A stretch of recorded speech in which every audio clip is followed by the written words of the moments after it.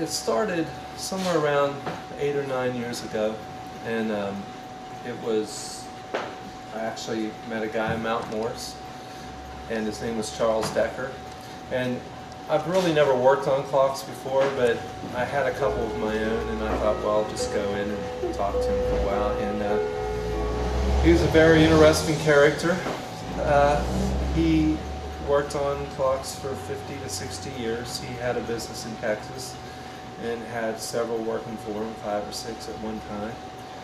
And so, like I said, we become good friends. I bought some clocks off of him, and he asked me if I wanted to learn how to do this, and I said yeah. So I worked with him for 3 years, 5 days a week. I worked afternoon shifts, so I'd go in the mornings and work with him.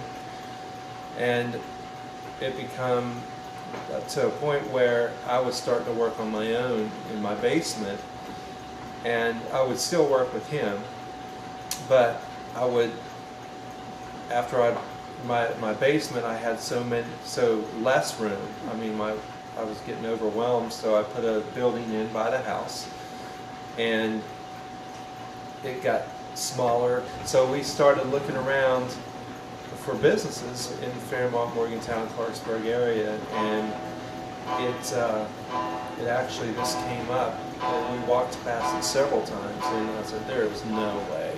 I mean, it was rough, totally rough. And so we talked ourselves into it, and here we are a year later. Yeah, it took about a year, and actually being in the public eye, it's really overwhelming because there's people bringing these clocks out of the woodworks now, and it's really panned out.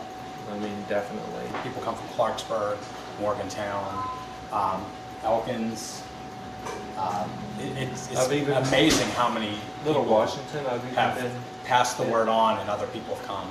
Little Washington, Yeah. Waynesburg, because there's just not a lot of places that still do it. Monday and Saturday is 9 to 5, Wednesday 9 to 7. The reason that we're not open more is because he goes to people's homes and works on grandfather clocks and brings them back. And as you can see from all the clocks, these are all customers.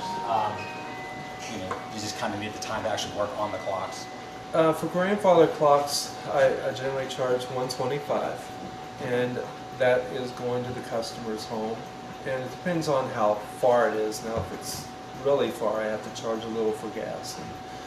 But I service them, and it usually takes a month to a month and a half to clean and oil them and let them run in the racks.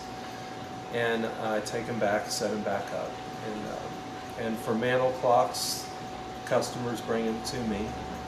And wall clocks are the same price, at $75. I overhaul them, and I actually guarantee them also.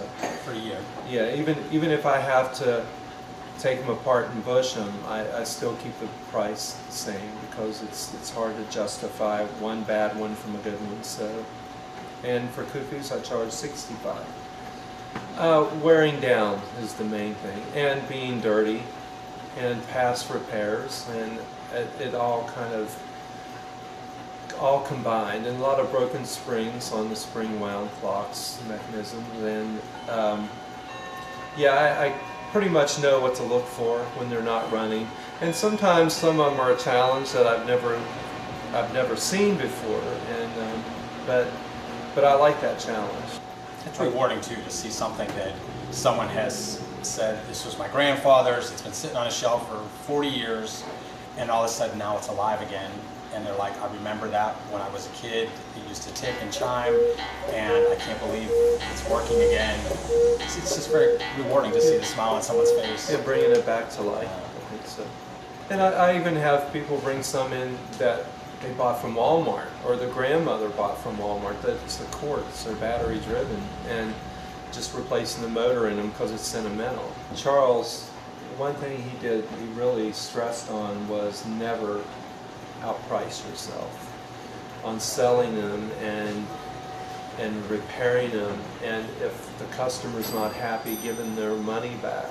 And I try to keep my prices as low as I can, what he did, because I've had other customers bring some to me that they've taken them somewhere else, and it's like $200 or $300 just to fix a mantle clock, when some of them aren't worth $150 themselves. But there's that sentimental attachment. Yeah, and so that's one thing I do pride myself on is to being honest with the customer, and if I can fix it, and being patient with them, and them being patient with me.